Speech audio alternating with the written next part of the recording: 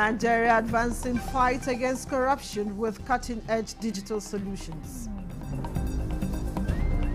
This is something we want to start implementing, but we know it's not something we can do it alone.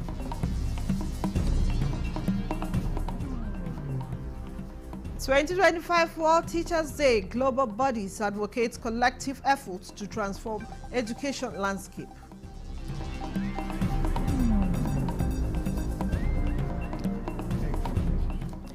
Fight against insecurity, Nigerian Army distribute farm inputs to farmers towards deepening synergy with local communities.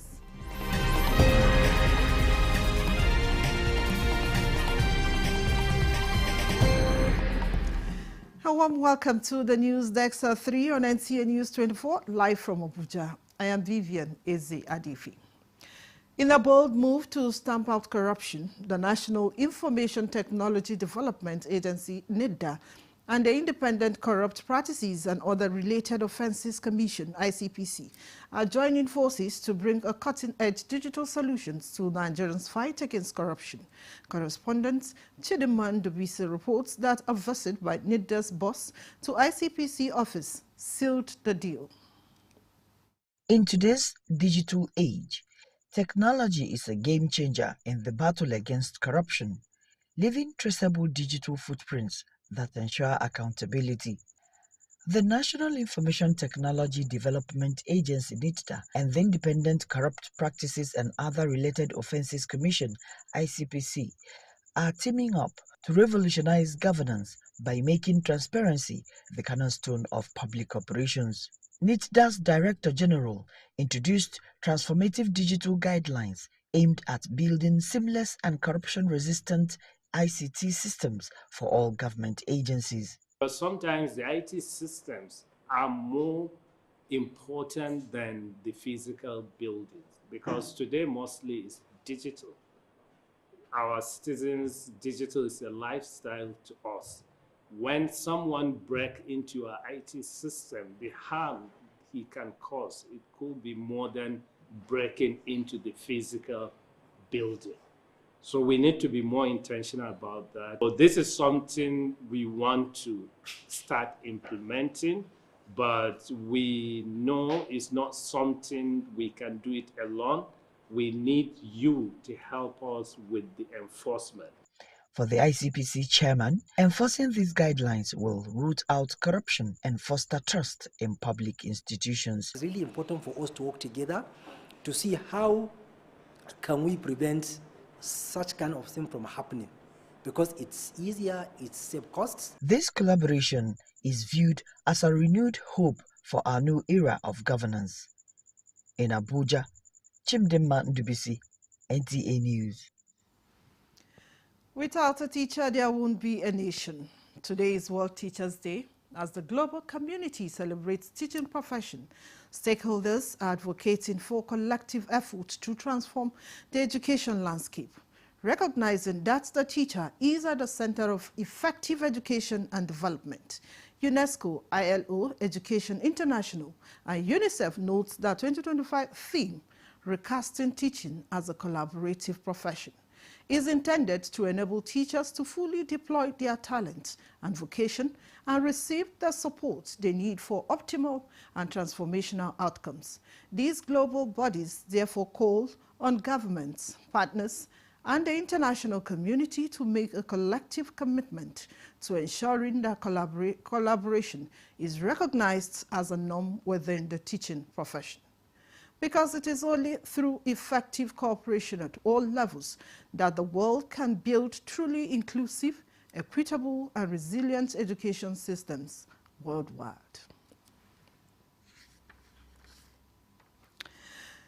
Nigeria's First Lady Oluremi Tinubu said shortage of teachers is a global challenge the world must confront with urgency by empowering educators, investing in their growth, and inspiring more to join this noble profession.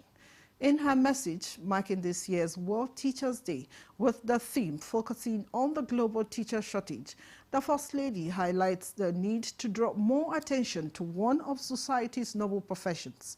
Saluting teachers On their special day, the First Lady herself, a lifelong teacher, described them as true heroes who shape minds, nurture dreams, and guide generations.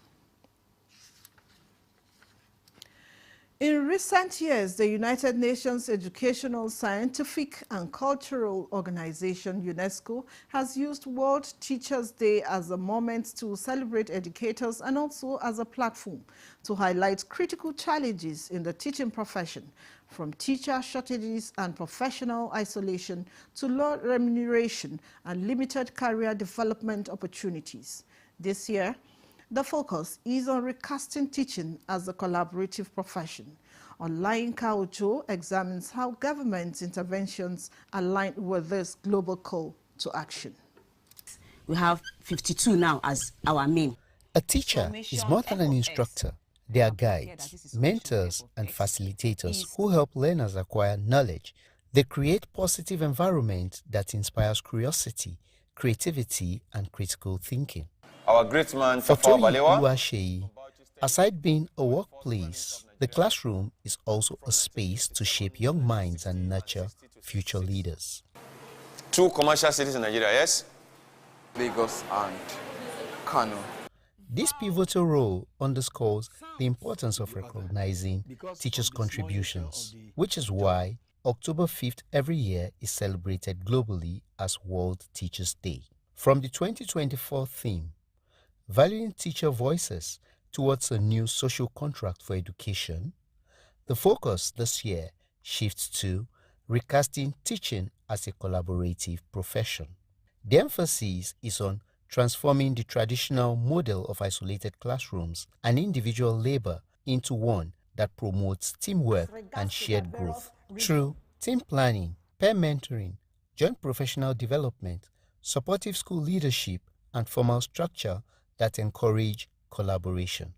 For governments, the goal is clear: to improve teachers' working conditions, professional standards, and overall well-being. Is to create an opportunity for mentorship, to create opportunity for sharing of experience, to create an opportunity for having access to different resources that will enable effective teaching. The TRCN are taking a number of steps and working very hard to make registration, certification and licensing seamless. This in turn will lead to better learning outcomes and stronger teacher retention. With more than 100 countries marking World Teachers' Day today, it's worthy noting that the day was first proclaimed in 1994 by UNESCO in collaboration with International Labour Organization, Education International, and UNICEF, following the 1966 ILO UNESCO recommendation concerning the status of teachers. Olayinka Ojo, NTA News. The National Assembly has vowed to holistically address encumbrances stalled work on the Ikote-Mene, Itu, Udukmani Federal Highway and other similar projects across the Federation. At an oversight on ongoing federal road projects in Akwa Ibom State by the Joint National Assembly Committee on Works, the lawmakers regret the lives lost on the road. Clement Barikui reports. For more than a decade, residents of Akwa Ibom and Cross River States, as well as other users, have continued to look up to the federal government to intervene on the state of the Calabar to Federal Highway. This cry of the people and lives lost on the road have attracted several stakeholders, including the Joint National Assembly Committee on Works, who is here to find lasting solutions to the slow pace of work on the road project.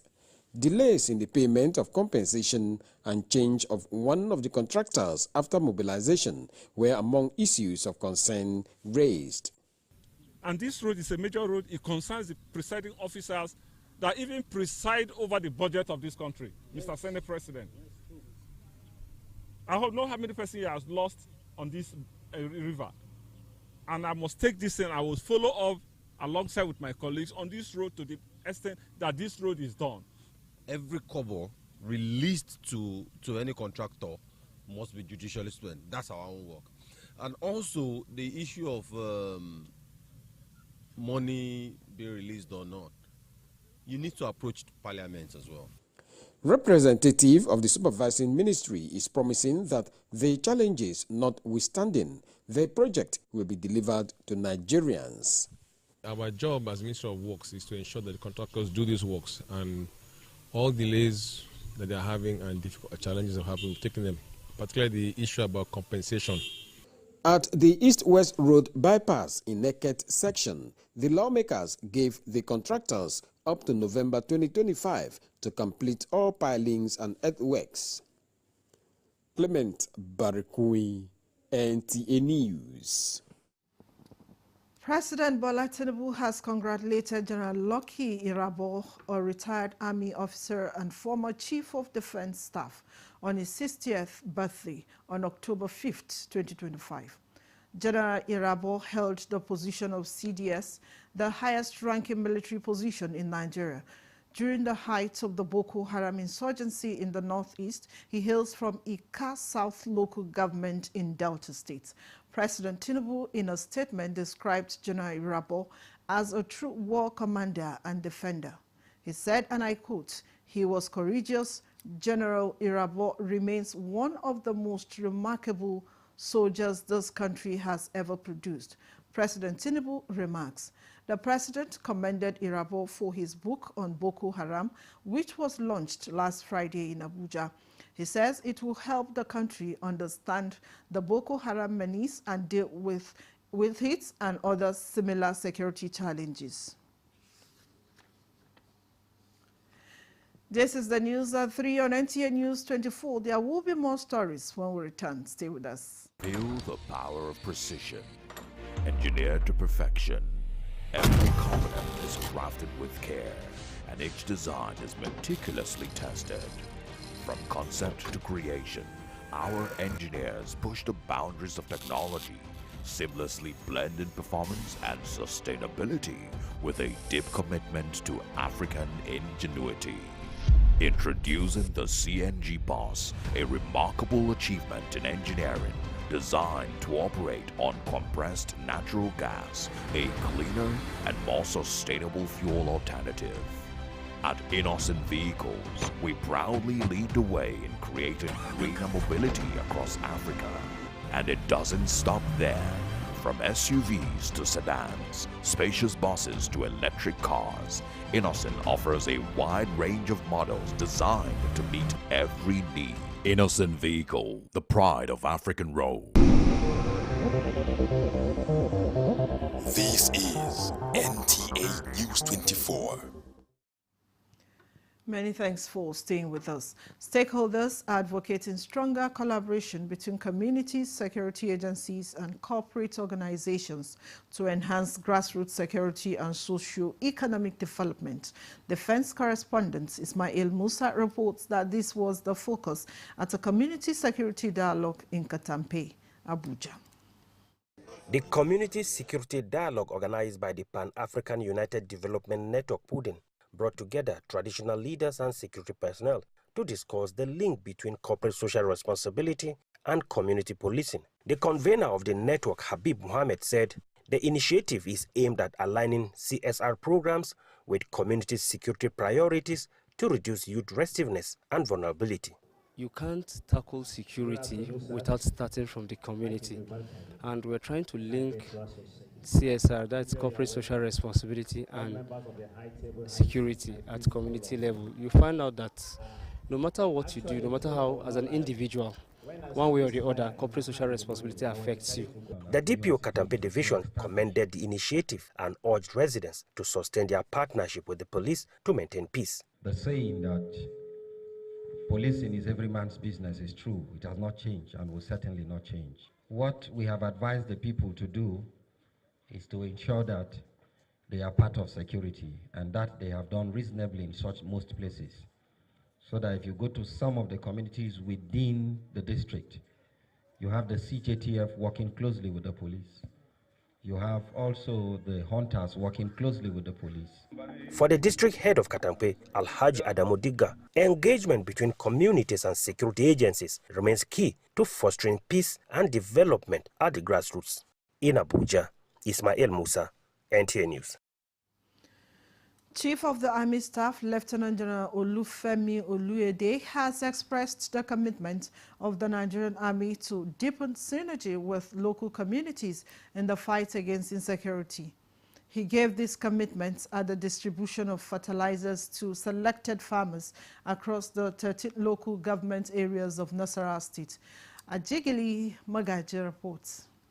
The Chief of the Army Staff, Lieutenant General Olufemi Oluyede, represented by Brigadier General David Nwakonobi, Commander Sector 2 Operation Y-Stroke Lafia, said the distribution of the fertilizers to farmers across the 13 local government areas of the state is aimed at supporting smallholder farmers, boosting agricultural productivity, as well as strengthening local economies. This initiative of the farming staff will not only contribute to higher household incomes for farmers, but also reduces poverty and hunger, aligning with the United Nations Sustainable Development Goals. This ensures that farmers maximize benefits while protecting the environment from misuse. He said the initiative is also expected to further cement the cordial relationship between the Nigerian Army and the local communities. The Chief of the Army Staff said agriculture remains the backbone of many communities, yet smallholder farmers often face challenges such as limited access to quality inputs, high cost and low productivity. Hence, the provision of the fertilizers through corporate social responsibility initiative to empower farmers to increase yields, improve soil fertilities and enhance overall quality of crops. Some of the beneficiaries appreciate the Chief of the Army Staff for the initiative and promise to use the fertilizers to improve their farm production. Thank you for Nigeria Army where they help us more farm, and inshallah we go farm, we will carry the fertilizer, go spread for farm, inshallah. We appreciate the army, the Chief Army of Staff. So God will bless him for us. Achigili Magaji, NTA News. 65 years since becoming a sovereign entity, Nigeria remains on the path of search for a structure that works best in the strive for national growth and development. Stakeholders at Northeast Zonal Symposium on Nigerians' Way Forward, held in Gombe, are advocating for an all-inclusive dialogue as a pathway for unity, national integration, peaceful coexistence, and sustainable development. Joseph Zanagambo has details. Gombe State played host to Northeast Edition and 4th Symposia on advocacy for restructuring Nigeria, following a similar event held in Ibadan, Kaduna, and Enugu, organized by the Rebirth Group. The symposia graced by political office holders, scholars, policymakers, civil society organizations, youth groups, traditional leaders, and ethnic nationalities from the Northeast provided a platform for high-level engagement on restructuring as panacea to building a just and prosperous federation. So what we are asking the Northeast indigents, people who know that they have a stake in peace and progress of this country, is can we move together, please? Can we gather ourselves together and ask, what do you want an Igbo man to do so that you can become friends? What do you want a Yoruba man to do so that you can become friends? Presentations on the pathway to national integration, peaceful coexistence and sustainable development, and inclusivity as essential tools for promoting unity and development were a central focus at the round table. The truth of the matter is that restructuring is a healer. It's the basis on which we can come together and agree and be able to forge ahead as a people. We have what it takes to do it. For us to develop, we need to have carry everyone along, both the youth, the women, the people with disability, and all segment of the society should be carried along so that we can achieve the target. Participants called for continuous and more inclusive dialogue as ways of correcting misconceptions around issues concerning the quest for the structure of Nigeria's political governance. In Gombe, Joseph Zanagambo, NTA News.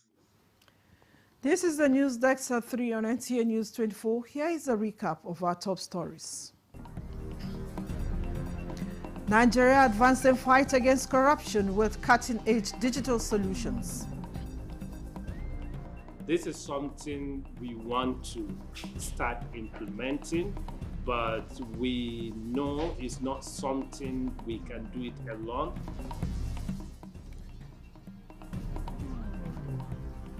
"2025 World Teachers Day, global bodies advocate collective efforts to transform education sector landscape."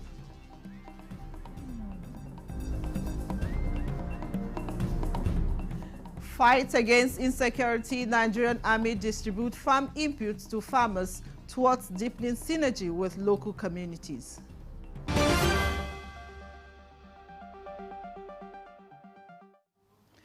In Abuja, former students of Federal Government College, Maiduguri, are reconnecting after decades. But their 37th Annual General Conference is more than just a reunion.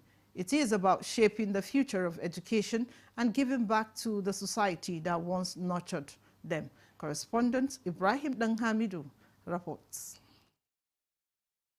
From classrooms of yesterday to boardrooms of today, the alumni of FGC Maiduguri gather in Abuja. Their journey back is not just to remember, but to rebuild. The essence of unity schools was to see how we can bring the different tribes in Nigeria together. Many alumni groups across Nigeria and beyond have shown that these friendships mature into networks of influence. Let us leave Abuja with renewed unity, refreshed energy. For them, nostalgia is fuel, memories becoming resources to change lives, scaling hope into systemic change. We plan to have 30 additional number of solar power street lights, construction of 3.7 kilometer internal road network, provision of office furniture, as well as provision of furniture in the school library. For FGC Maiduguri, the schoolmates meeting is about how alumni across Nigeria can weave nostalgia into solutions, showing that the FGC spirit is alive not only in memories, but in tangible contributions to nation building, a legacy shared by all. The North carries the dreams of the South. The East echoes the laughter of the West, and at the center, the crossroads of hope. Thank you so much. The 37th Annual General Conference by FEGOMITES is not just about reunion. It's about whether alumni networks can strengthen Nigeria's education system and community service. As people that grew up in unity from very diverse backgrounds, we believe we have more responsibility. These unity schools be strengthened. It is now like it has been localized. When you go to federal government colleges today, you feel that they are all coming from the same environment. That has defeated the objective of the unity school. In next decade, I see the unity product of the unity schools taking over Nigeria, just like the Barewa Old Boys did. In Abuja, I'm Ibrahim Danghamidu, NTA News.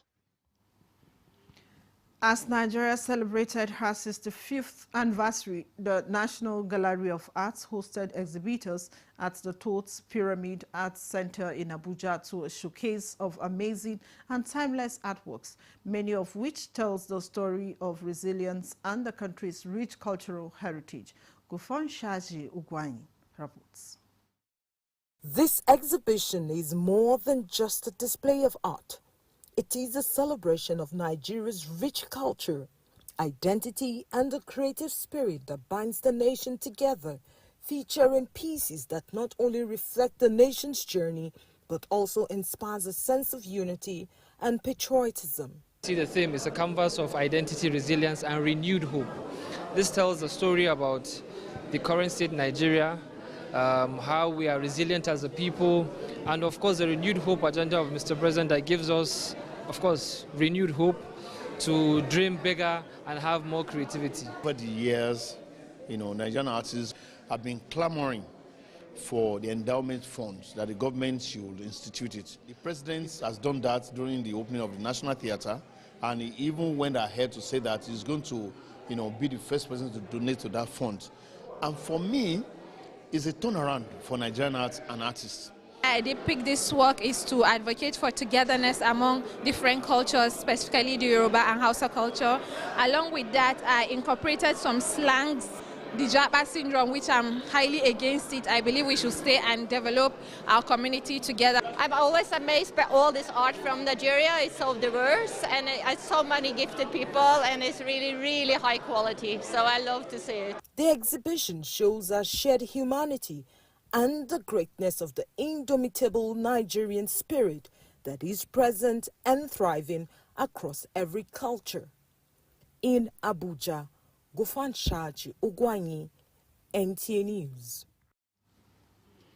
And that concludes the News Desk at 3 on NTA News 24. Thanks for watching. I am Vivian Ezadefe. Enjoy the rest of our programs.